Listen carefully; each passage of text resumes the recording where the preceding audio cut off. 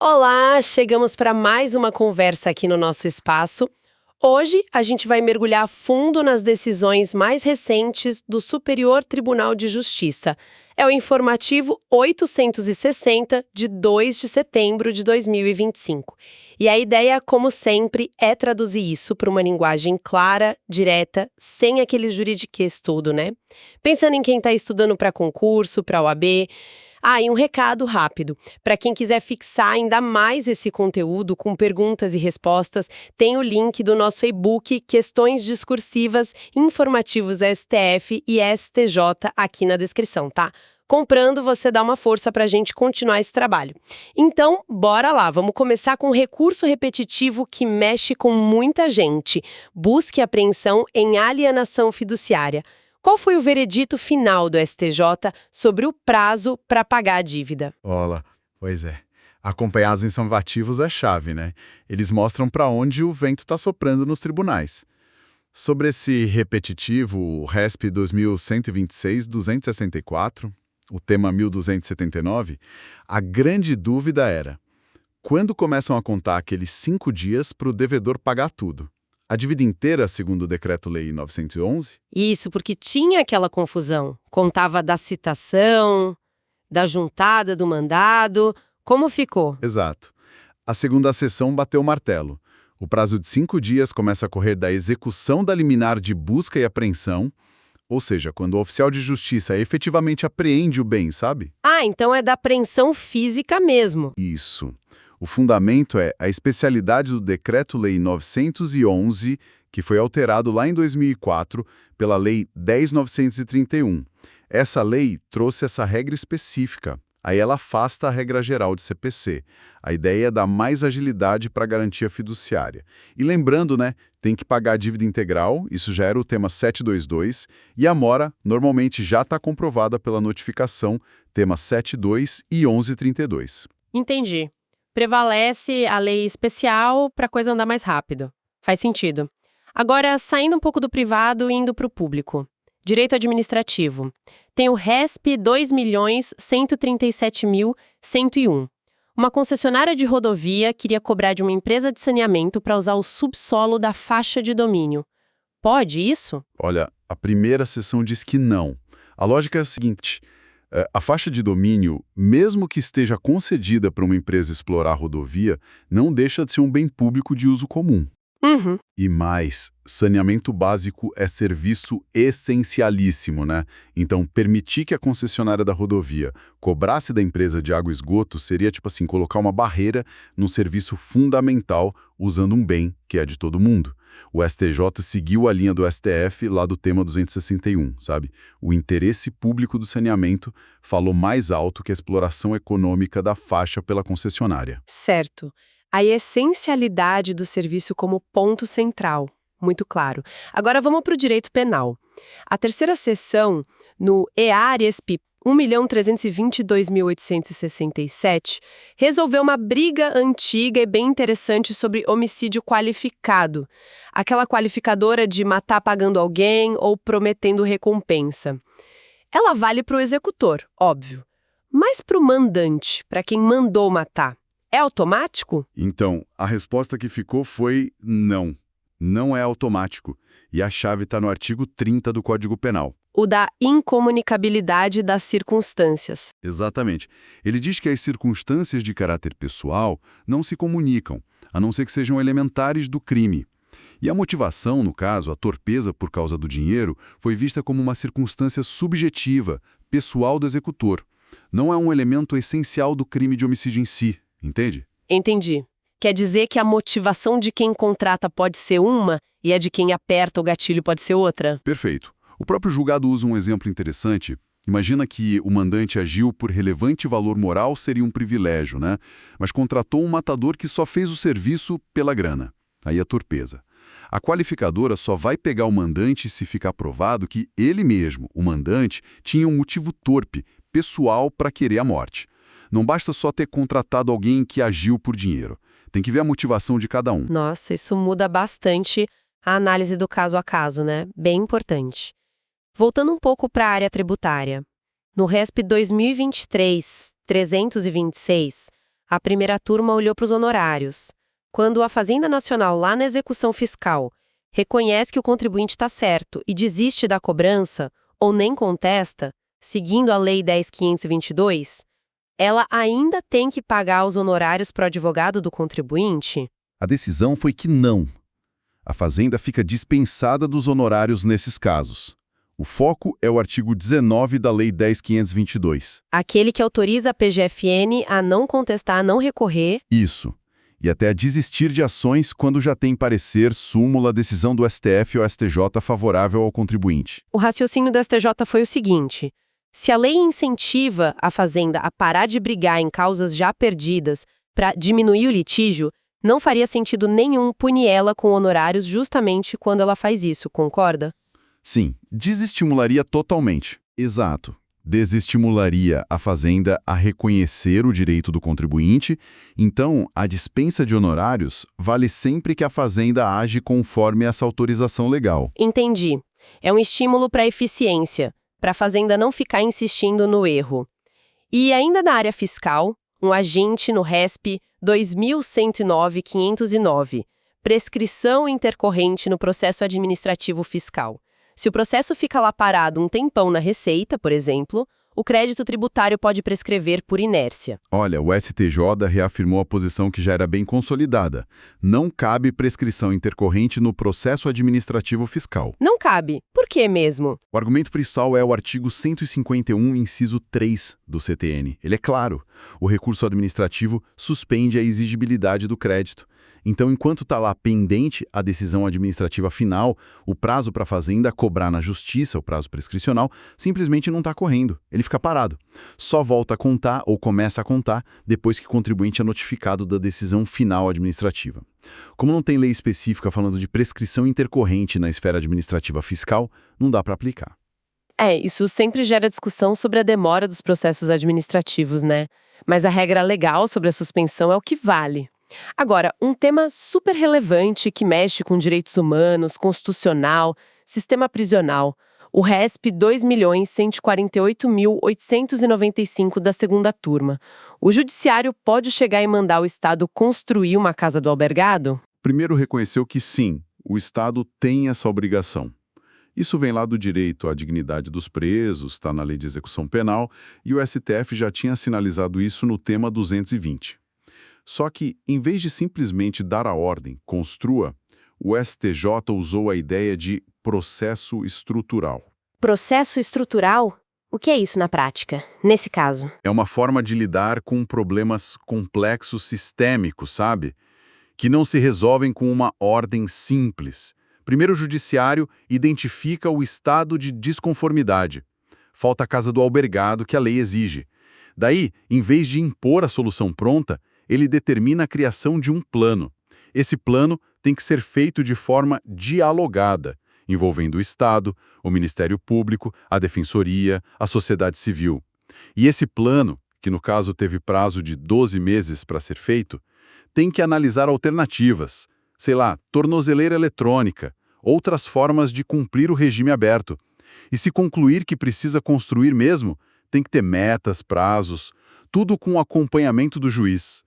A ordem de construção vira a última opção se nada mais funcionar.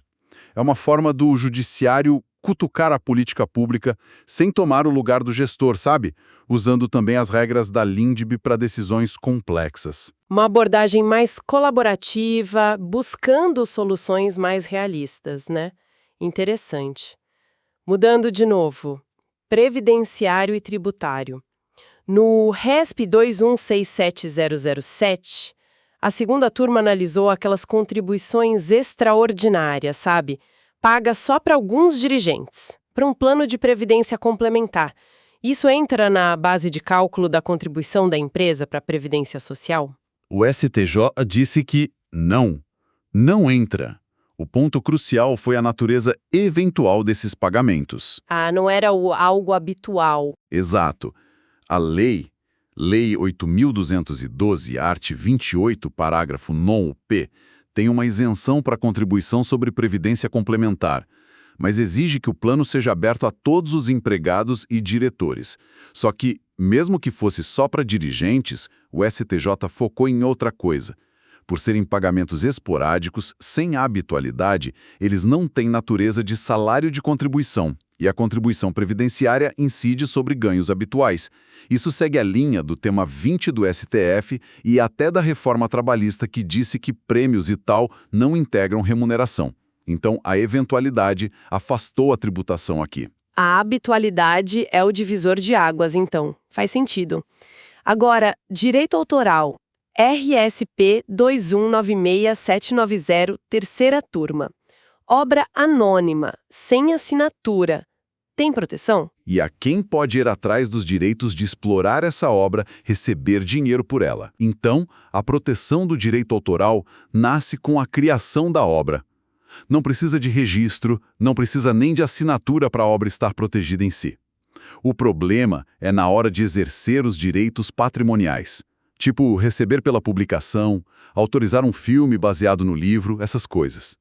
A Lei de Direito Autoral 9.610/98 até fala que quem publica uma obra anônima pode exercer esses direitos, como se fosse um representante do autor, até ele aparecer.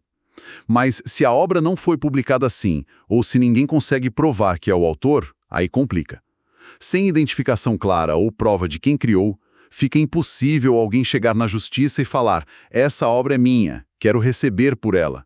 A identificação ou a prova é essencial para poder exercer os direitos. Entendi. A proteção existe na teoria, mas para valer na prática, para alguém poder usar, precisa saber quem é o dono ou provar que é. Temos também um caso delicado, julgado em segredo de justiça pela terceira turma, sobre responsabilidade civil. Umas pesquisadoras escreveram um artigo científico e mencionaram uma acusação bem grave que tinha sido feita por outra pessoa numa rede social e que viralizou. Só que a acusação não foi provada. Elas podem ser processadas por danos morais por terem citado isso no artigo? O STJ entendeu que não, nesse contexto específico. Foi uma decisão que pesou, de um lado, a liberdade de expressão acadêmica, o direito à informação, e do outro, a proteção da honra, da imagem da pessoa acusada. O tribunal fez uma distinção importante. Uma coisa é a liberdade de imprensa, outra é a produção científica, que tem um interesse público diferente, uma função didática. Aí eles aplicaram, por analogia, com cuidado, a lógica do tema 995 do STF. Esse tema diz que a imprensa só responde por republicar notícia falsa se agir de má-fé.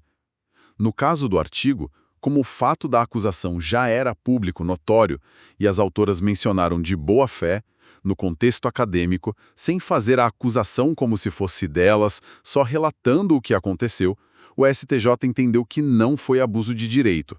A finalidade científica e a boa-fé pesaram muito. Uma decisão bem relevante sobre os limites do que se pode discutir na pesquisa, né? Interessante. Seguindo na terceira turma, o RESP 2.063.134. Esse é sobre direito empresarial. Na hora de dissolver uma sociedade e calcular quanto vale a parte do sócio que está saindo, a tal da apuração de haveres, pode usar aquele método do fluxo de caixa descontado, que olha para os lucros futuros que a empresa poderia ter? E se a outra parte complicou a perícia, não entregou os documentos que o perito pediu? O STJ foi claro. Esse método do fluxo de caixa descontado não é o adequado para apuração de haveres na dissolução parcial, a não ser que o contrato social diga expressamente que pode usar. Qual seria o método correto, então? A regra geral, que está no Código Civil e no CPC, é fazer um balanço especial, chamado balanço de determinação. Ele tem que mostrar qual era o valor patrimonial da cota do sócio na data em que ele saiu. É como tirar uma foto do patrimônio naquele momento. Usar fluxo de caixa descontado, que projeta lucros que a empresa talvez nem tenha ainda, seria dar para o sócio que saiu uma parte de algo que vai acontecer depois que ele já foi embora. Entende? Não reflete o valor da parte dele na data da saída. E o fato da outra parte ter sonegado documentos, isso não muda nada? Não justifica usar o fluxo de caixa como alternativa? Não foi o que o STJ entendeu nesse caso. A dificuldade de conseguir a prova por culpa da outra parte pode ter outras consequências no processo, sim. O juiz pode até presumir que os fatos que a parte prejudicada alegou são verdadeiros, por exemplo. Mas isso não dá carta branca para o perito usar um método de cálculo que a lei considera errado para essa finalidade específica da apuração de haveres. O correto seria o juiz determinar outras formas de conseguir a informação, ou usar os dados disponíveis para estimar o valor patrimonial da melhor forma possível, mas dentro da metodologia correta. Entendi. A metodologia tem que ser a correta, mesmo com dificuldades na prova. Clareza é importante. Agora, um caso bem sensível, de direito da criança e do adolescente, julgado pela 4ª turma, também em segredo. Uma criança nasceu com problemas de saúde, a mãe era usuária de drogas, foi retirada dela. Ficou um tempo com uma família acolhedora, que a gente chama de família substituta, e criou um laço super forte com eles. Só que depois, a justiça deu a guarda para uma tia-avó, que seria da família extensa, mas com quem a criança não tinha convivido antes. E com essa tia-avó, a saúde da criança piorou. E aí, o que prevaleceu? Nesse caso, prevaleceu o melhor interesse da criança. O STJ manteve a guarda com a família substituta, aquela que estava a acolhendo e com quem já existia o vínculo. Mesmo a lei falando em prioridade da família natural extensa? Exatamente. O STJ reforçou que essa regra de prioridade da família biológica ou dos parentes próximos não é absoluta, tem que ver o caso concreto. Aqui, a história era complexa. Criança prematura, com problemas de saúde, passou por abrigo, ficou quase 1 ano com essa família substituta, criou um laço afetivo forte, estava recebendo os cuidados de saúde que precisava, e aí, quando foi para a casa da tia-avó com quem não tinha vínculo, a saúde piorou. O tribunal até levantou a dúvida se essa tia-avó, sem convivência anterior, se encaixaria mesmo no conceito de família extensa, para ter essa prioridade toda do ECA. No fim, o que pesou mais foi o bem-estar da criança, a estabilidade, o vínculo afetivo que já existia e era positivo. O melhor interesse dela estava claramente com a família substituta naquele momento. Uma aplicação muito sensível do princípio do melhor interesse, realmente. Mudando para o processo civil puro. RESP 1.579.704, 4ª turma, prazo em dobro para recorrer. Aquela regra, quando tem mais de uma pessoa no mesmo lado do processo, litisconsórcio, e cada um tem um advogado diferente. A dúvida era, se só um dos litisconsórcios resolve recorrer, ele ainda tem direito a esse prazo dobrado? Sim. A 4ª turma disse que sim, desde que os interesses deles naquela decisão específica fossem autônomos. O que quer dizer interesses autônomos? Quer dizer que cada um deles tinha, pelo menos em tese, um motivo próprio para não concordar com a decisão e para querer recorrer. Não precisa que os dois efetivamente recorram. No caso julgado, os 2 litisconsortes discordavam da conclusão de uma perícia. Mesmo que só um tenha apresentado recurso, como ambos tinham interesse em mudar aquela decisão, o prazo foi contado em dobro para esse primeiro recurso. A chave é ter litisconsórcio, advogados diferentes e potencial interesse autônomo de cada um em recorrer. Entendi. Não importa quantos recorrem de fato, mas se ambos poderiam ter recorrido por motivos próprios. A autonomia é o que conta para o primeiro recurso. Agora, voltando para o penal. 5ª turma. Outro caso em segredo. Sobre o artigo 241-D do ECA. É aquele crime de aliciar criança ou adolescente por qualquer meio de comunicação para praticar ato libidinoso. A pergunta é, esse qualquer meio de comunicação inclui a abordagem direta, pessoal, cara a cara, ou só vale para internet, telefone, carta? A 5ª turma interpretou de forma restritiva, entendeu que não inclui abordagem pessoal, oral, direta. Ah, então o meio de comunicação tem que ser algo intermediário. Exatamente. O tribunal olhou para a origem da lei, que veio muito na esteira da preocupação com crimes pela internet, CPI da pedofilia, lembra?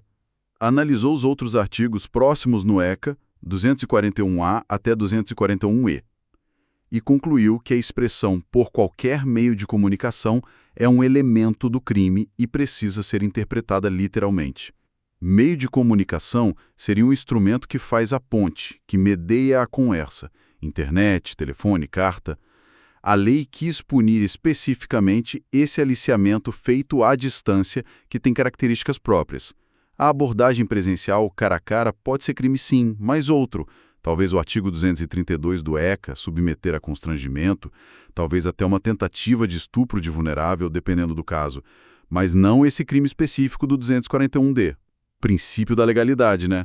O tipo penal tem que ser claro. Uma interpretação bem focada no texto e na intenção da lei. Importante essa distinção. Ainda na quinta turma, ARG no RSP 2052-416, dolo eventual e concurso de crimes. Imagina a situação. Uma pessoa com uma única ação, sei lá, um racha de carro, causa a morte de 2 pessoas. E o júri diz que foi dolo eventual para as 2 mortes. Ou seja, a pessoa assumiu o risco de matar as 2. Como fica o concurso de crimes?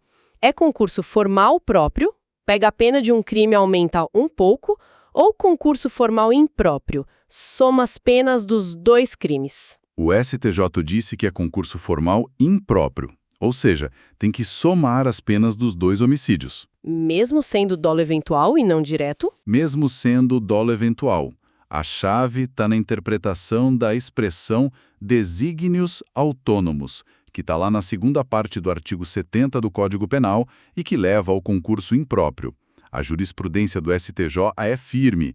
Essa ideia de desígnios autônomos não exige dolo direto para cada resultado. Se o agente previu que podia causar mais de um resultado, as 2 mortes no exemplo, e assumiu o risco de produzir todos eles, ele agiu com desígnios autônomos em relação a cada um. Ele anuiu com a possibilidade de cada morte. Então, mesmo sendo só dolo eventual, se foi em relação a múltiplos resultados, a consequência é a soma das penas como se fossem crimes separados cometidos em concurso material. Entendi. Assumir o risco de múltiplos resultados equivale a ter desígnios autônomos para fins de aplicar a soma das penas. Interessante. E uma questão bem prática de processo penal eletrônico. ARG no ZDCL no RESP 2086-256, também quinta turma. Quando a sentença condenatória interrompe a prescrição no processo digital, é na data em que ela sai publicada no Diário da Justiça eletrônico ou é antes? É antes. O STJ definiu que o marco que interrompe a prescrição é a data em que a sentença é assinada digitalmente pelo juiz e disponibilizada nos autos digitais. Ah, então é quando ela entra no sistema, basicamente? Isso. O tribunal fez uma adaptação do artigo 389 do CPP, que no processo físico fala que a sentença é publicada quando o escrivão recebe do juiz. No mundo digital, o ato que equivale a isso, que torna a sentença oficial dentro do processo, é a assinatura digital e a juntada dela aos autos eletrônicos. É nesse momento que a causa de interrupção da prescrição do artigo 117, inciso 4 do Código Penal acontece. É importante não confundir isso com o início do prazo para a defesa ou acusação recorrerem.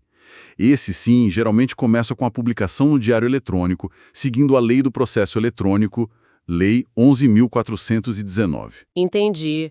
São 2 marcos diferentes para coisas diferentes. Um para interromper a prescrição, assinatura e disponibilização, outro para começar a contar prazo de recurso, publicação no diário. Bem útil saber disso. Agora, sexta turma. RESP 2198744. Outra de concurso de crimes. Motorista bêbado, crime do artigo 306 do CTB, causa um acidente e machuca alguém. Crime do artigo 303 do CTB. É concurso formal, uma ação, 2 crimes, ou concurso material, 2 ações, 2 crimes. A sexta turma aplicou o concurso material, ou seja, soma as penas dos 2 crimes. Por que material? Não foi tudo meio junto? O raciocínio é que, na verdade, são condutas e momentos de consumação diferentes. Olha só. Primeiro, o motorista comete o crime do 306. Esse é um crime de perigo abstrato. Ele se consuma no momento em que a pessoa está dirigindo sob efeito de álcool. Já cometeu o crime ali. Certo, dirigir bêbado já é o crime. Exato. Depois, por uma outra conduta que é culposa, tipo avançar no sinal, dirigir rápido demais, não prestar atenção, ele causa lesão na vítima. Aí ele consuma o crime do 303, que é um crime de resultado. Precisa da lesão. Então, para o STJ, são duas condutas distintas, a de dirigir embriagado e a conduta culposa que causou o acidente. Duas condutas, dois crimes, igual concurso material, artigo 69 do Código Penal. Soma tudo. Faz sentido separar conduta de dirigir bêbado da conduta específica que causou a lesão, mesmo que tenha sido logo em seguida. E para fechar os jogados de hoje, um tema super importante sobre violência doméstica. Sexta turma de novo, caso em segredo, medidas protetivas de urgência. Para elas continuarem valendo, a vítima tem que ficar provando que aconteceram novas agressões ou que o risco que existia lá no começo ainda continua igualzinho. Não, de jeito nenhum. O STJ reafirmou, seguindo o que já tinha decidido no tema repetitivo 1249, que a manutenção das medidas depende só da persistência do risco para a vítima, e quem avalia isso é o juiz, olhando para o caso concreto. E quem tem que provar o quê? Esse é o ponto principal. O STJ disse que exigir que a vítima prove novos fatos ou a continuidade do perigo é uma inversão errada do ônus da prova. É colocar um peso nas costas dela que não deveria estar lá. A lógica é, as medidas foram dadas porque havia risco. A presunção é que elas devem continuar enquanto a vítima ainda se sentir ameaçada, e não houver provas concretas de que o risco acabou completamente. Cabe ao suposto agressor, se ele quiser que as medidas acabem, demonstrar que elas não são mais necessárias. Não é a vítima que tem que ficar provando a cada revisão que ainda precisa de proteção. É uma decisão fundamental para dar efetividade à Lei Maria da Penha e proteger a palavra da vítima. Essencial essa clareza, né? Tira um peso enorme da vítima. E antes da gente encerrar, tem notícia de mais 2 temas importantes que o STJ vai analisar como repetitivos. Ou seja, a decisão vai valer para um monte de casos parecidos no Brasil todo. Exato. São 2 temas bem relevantes para o dia a dia. O tema 1375, que vai ser julgado pela segunda sessão, é sobre planos de saúde. Vai definir se o plano é obrigado a cobrir ou reembolsar despesas fora da rede credenciada, quando a rede não for suficiente ou em caso de urgência e emergência. E também os limites dessa obrigação. E se dá para rediscutir em recurso especial se esses requisitos estavam presentes no caso. Isso afeta muita gente. E o outro? O outro é o tema 1376, na terceira sessão, sobre execução penal.